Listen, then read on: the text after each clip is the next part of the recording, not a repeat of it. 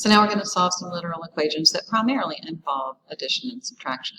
Remember, if quantities are connected with addition, we undo that with subtraction. If they're connected with subtraction, we undo that with addition. So we're going to solve for C in all of these. So solving for C, so there's our variable that we want to get alone. This is about as easy as it gets. B is positive, so we're going to subtract B from both sides. So on the left-hand side, we get an A minus B, and on the right-hand side, B minus B is 0, and we just have our C. So we're done. Easy peasy. So what do we do if that B were negative? Well, since it's negative, we're going to add it to both sides. So I'm going to say plus B on this side and plus B on this side. And we get an A plus B equals negative B plus B is 0 plus equals C. All right? So what if C is in this position and not on the end? Well, it works the same, doesn't it? A equals C plus 9 minus 9 minus 9, subtracting 9 from both sides. A minus 9 on the left equals C plus 0, because positive 9, negative 9 equals 0. This one's slightly more complicated, and again, this is like some of the ones that you've seen on assessments and similar to some of the kinematics equations, so I want to solve for C. Let me tell you the most often made mistake is that students see this and they want to go ahead and get rid of that 5. And so they'll multiply both sides by 5. Well, that's a problem because that's not multiplying both sides by 5 because D's over here on this side too.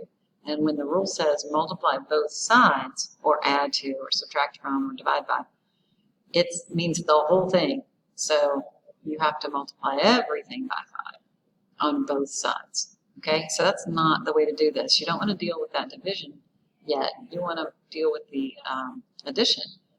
Handle that D that's over there first. Okay, so how do we handle that? Well, you know how. It's positive. We're going to subtract it from both sides. So minus D.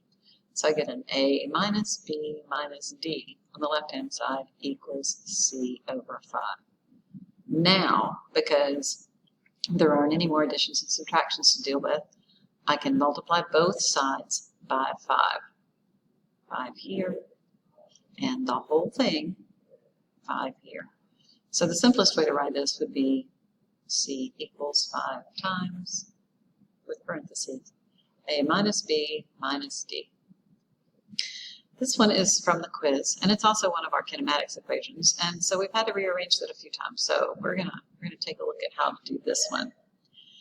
So we had to take care of, in number 4, an addition first. That was the first thing we had to deal with before we could get to the multiplication division part. And this one's just the opposite. I can't move this V0 yet because it's in the numerator of this fraction. Until I get rid of that 2, I can't move. Oh, we're solving it for V, by the way. I can't move that V0. So the first thing I have to do is multiply both sides by 2. So I get 2 times the average velocity over here equals V plus V0. Now let me tell you another mistake that I saw. Students getting to this point and then dividing both sides by V0. I think it's because they're not writing down their steps. I think they're just looking at it and going, okay, I'm going to multiply by 2, divide by V0, and they do it all at once. They don't do it step by step, and they certainly aren't writing it down. So get in the habit of writing down your steps, because this is, you know how to do this. It's connected by addition, so you undo it with subtraction. And that gives you 2 times your average velocity minus your initial velocity equals your final velocity. And that's the correct way to do it.